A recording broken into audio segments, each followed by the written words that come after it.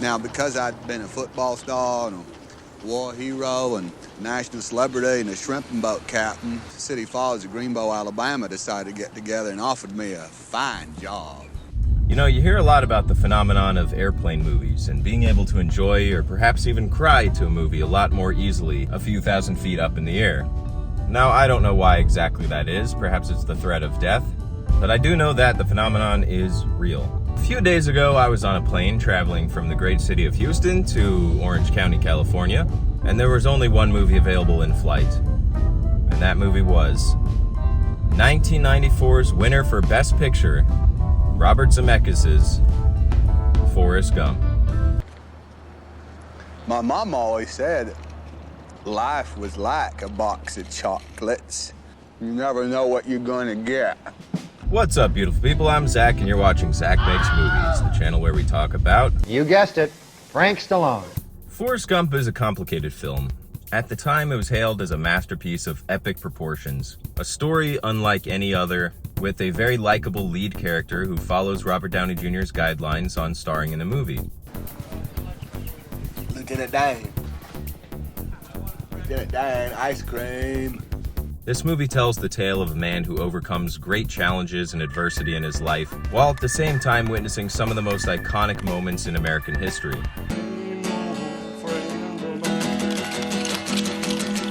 This includes the Vietnam War, where he meets his pal Bubba. Shrimp is the fruit of the sea. You can barbecue it, boil it, broil it, pan fried, deep fried, stir fried.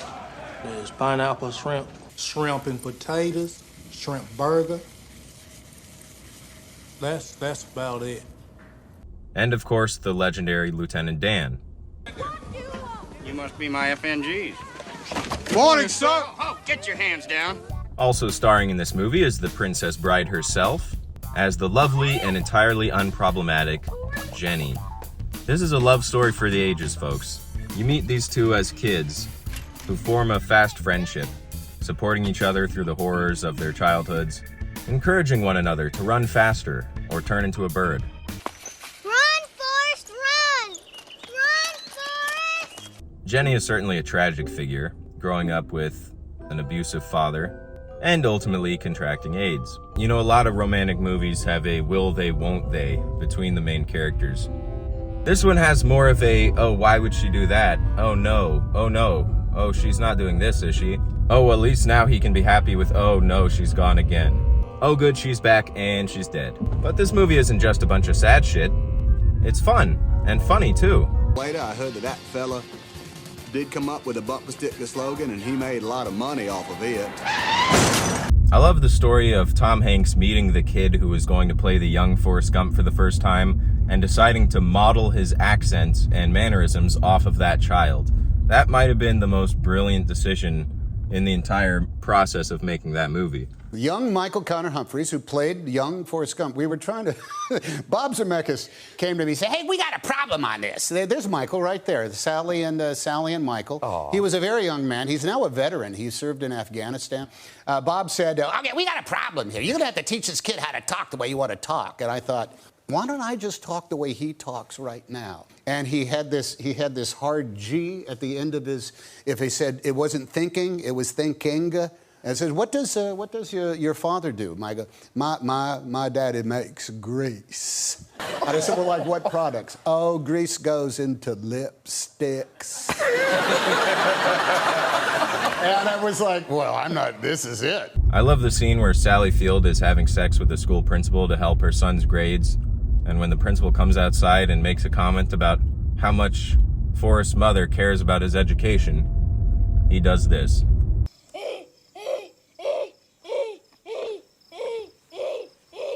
It's hard to watch movies about young, mentally challenged children who are trying to overcome bullying, but instead of handling it in a cheesy, schlocky way, they went 10 times more ridiculous.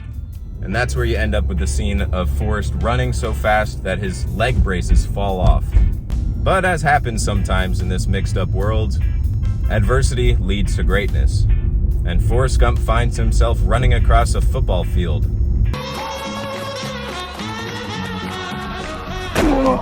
Where he finds his first brush with fame.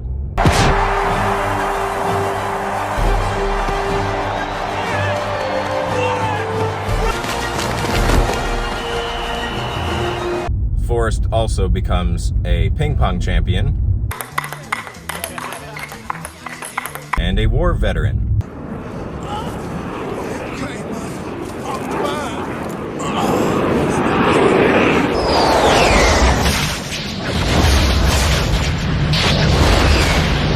Where he promises his good friend Bubba that he will make his dreams a reality. Bub was gonna be a shrimp and boat captain, but instead he died right there by that river in Vietnam. And start Bubba Gump Shrimp Company.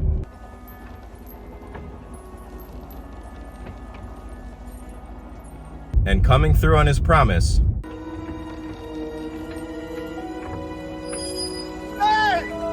Lieutenant Dan shows up as first mate.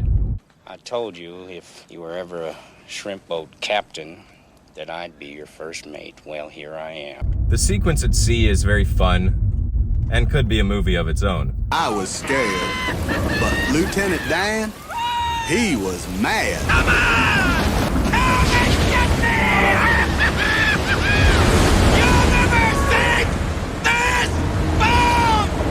That's what I like about this film. Every scene could be its own movie, and that's what makes it feel like a parody. But it's done in such a hapless, comedic way that it's too sincere to be a parody. Forrest,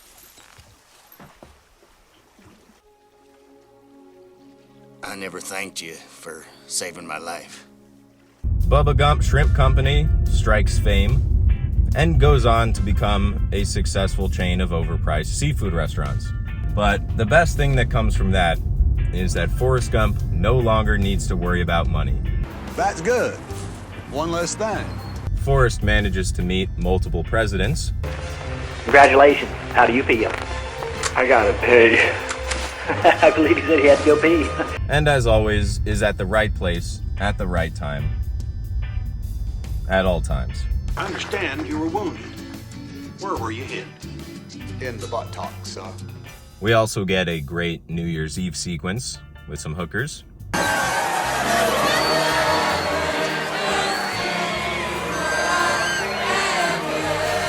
We get to hear Leonard Skinner's Freebird in a very exciting scene where Jenny nearly kills herself.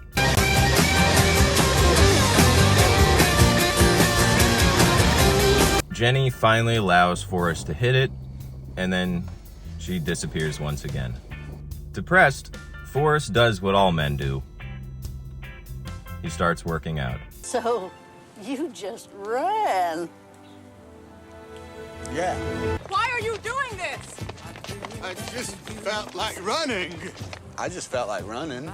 Forrest runs for long enough to get his castaway beard back, and then he just stops. Quiet, he's gonna say something.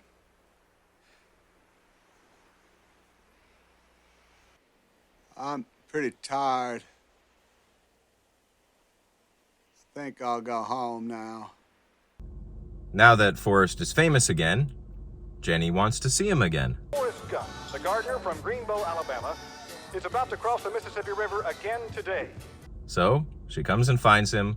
Oh, what do you know? He's still at the same place he left him. So Jenny decides to bring Forrest a young Haley Joel Osment, who is about to see one more dead person, his mom. But not before we get this classic scene. Is he smart? He's very smart. The movie ends just as it began, with a feather floating by the almighty power of CGI. Forrest waits at the bus stop as his son gets on the bus. Here's your bus. Hey, I know this. With the same driver from 30 years earlier. I don't know. I never really understood that part. Overall, it's a nice movie. I like the idea of structuring a grand epic movie like this around a guy sitting on a park bench telling his life story to whoever is listening. And I like the idea that it's different people listening each time we come back to them. It's a well-structured movie. It's a well-written movie. I don't have a lot of complaints as far as the storytelling goes. I think it's an incredibly unique film.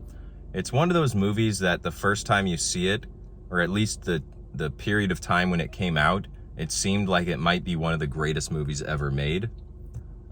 So much so to the fact that it won the 1994 Oscar for Best Picture against Pulp Fiction, Shawshank Redemption, and The Lion King.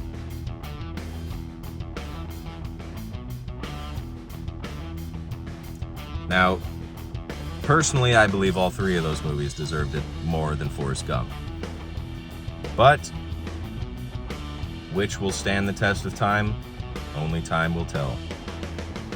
Perhaps the greatest thing that came from this movie is Gary Sinise becoming a major advocate for wounded warriors and war veterans overall. He formed the Gary Sinise Foundation, which is still helping veterans to this day. So, say what you will about Forrest Gump, but it's done some pretty amazing things. Forrest Gump was a game changer for you, wasn't it? Yeah? Well, yeah, no question. I think in many ways it was a career-changing role. I hadn't done that many movies up until that point. I'd made a movie of Mice and Men, which, the Steinbeck novel, which kind of got the attention, I think, of the producers and the director. And they asked me to come and audition for Forrest Gump. I have veterans in my family on both my side of the family, my wife's side of the family, Vietnam veterans on her side of the family. And that story of a Vietnam veteran returning from war and being all right hadn't been told before. Right, right. Prior to that, the movies that had come out that depicted Vietnam veterans, you always had this question in your mind whether the veteran was going to be okay. The Deer Hunter, Coming Home, Apocalypse Now, Platoon. Yeah. You just didn't know if that veteran was going to be all right. At the end of Forrest Gump, he pulls up in a limousine and he's married and he's doing well and he makes some money on shrimp. Right.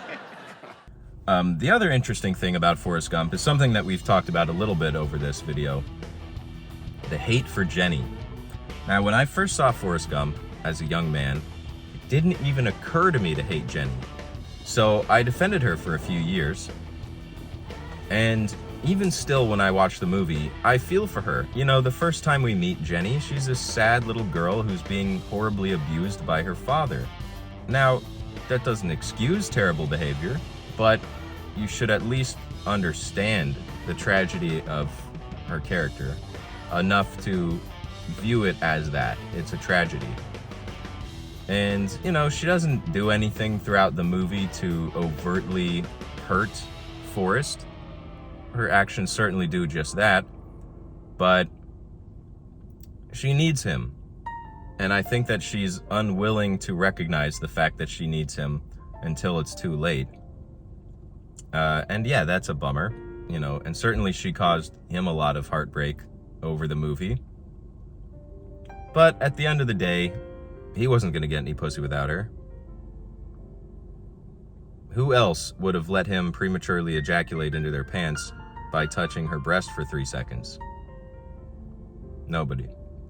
So, at the end of the day, who's the real villain? I don't know, probably this guy. Wait, no way. Is that Forrest Gump?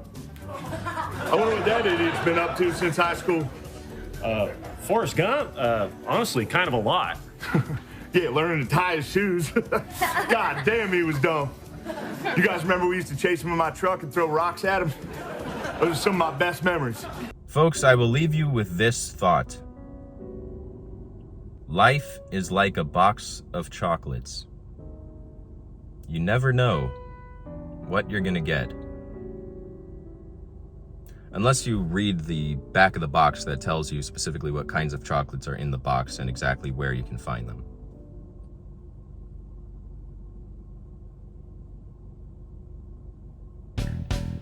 Thanks for watching. Here's a couple more videos you might like. Check them out if you want to see more of this face. And let me know in the comments if you have any recommendations for future videos. As always, I've been Zach, and you're watching Zach Makes Movies. This is fucking hot as shit. That's all I have to say about that.